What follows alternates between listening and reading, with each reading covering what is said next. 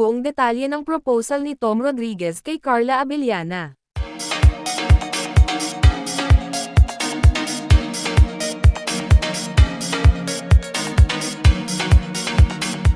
Kumakalat ngayon sa buong social media platform ang usapin tungkol sa muling pag-propose ni Tom Rodriguez kay Carla Abellana kahapon.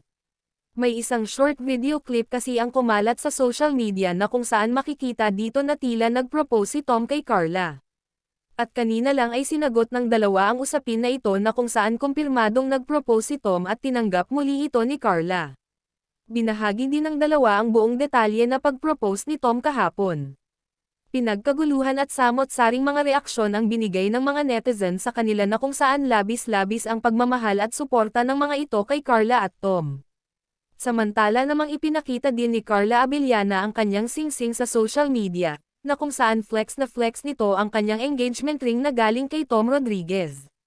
Binahagi din ni Carla Abellana ang kanyang naging reaksyon sa proposal sa kanya ni Tom, ani pa niya, "Nagulat ako at natulala dahil hindi ko inasahan na gagawin niya ulit yon sa pangalawang pagkakataon."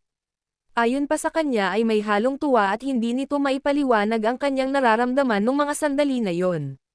At hindi rin daw siya nagdalawang isip na tanggapin ang proposal sa kanya ni Tom dahil mahal naman daw niya ito.